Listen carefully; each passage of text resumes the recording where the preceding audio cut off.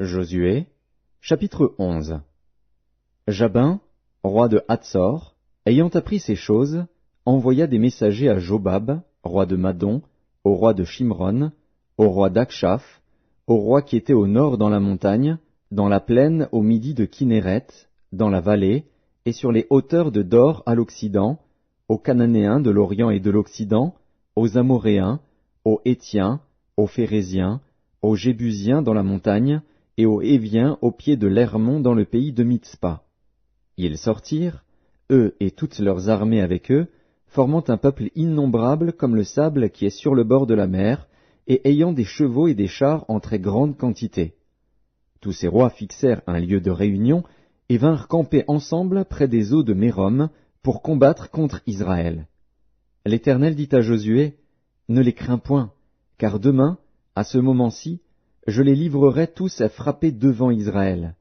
Tu couperas les jarrets à leurs chevaux, et tu brûleras au feu leurs chars. » Josué, avec tous ses gens de guerre, arriva subitement sur eux près des eaux de Mérom, et ils se précipitèrent au milieu d'eux. L'Éternel les livra entre les mains d'Israël. Ils les battirent et les poursuivirent jusqu'à Sidon-la-Grande, jusqu'à Misréphoth-Maïm, et jusqu'à la vallée de Mitzpa vers l'Orient.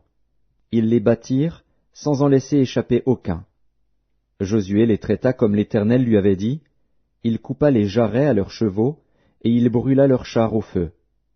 À son retour, et dans le même temps, Josué prit Hatsor, et frappa son roi avec l'épée.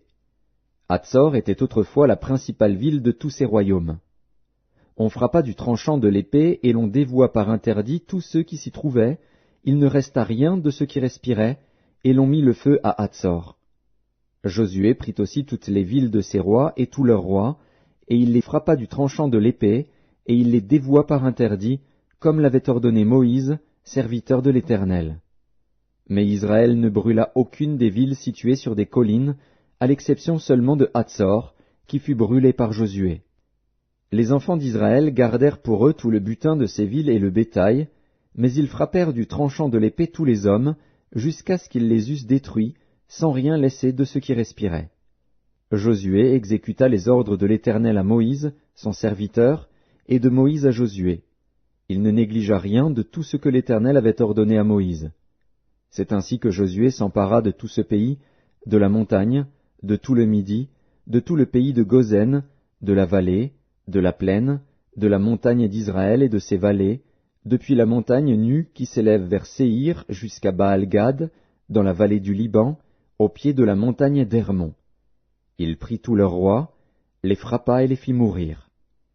La guerre que soutint Josué contre tous ces rois fut de longue durée. Il n'y eut aucune ville qui fit la paix avec les enfants d'Israël, excepté Gabaon, habité par les Héviens. Ils les prirent toutes en combattant. Car l'Éternel permit que ces peuples s'obstinassent à faire la guerre contre Israël, afin qu'Israël les dévouât par interdit, sans qu'il y eût pour eux de miséricorde, et qu'il les détruisît, comme l'Éternel l'avait ordonné à Moïse. Dans le même temps, Josué se mit en marche, et il extermina les Anakim de la montagne d'Hébron, de Débir, d'Anab, de toute la montagne de Juda et de toute la montagne d'Israël. Josué les dévoua par interdit, avec leurs villes. Il ne resta point d'Anakim dans le pays des enfants d'Israël.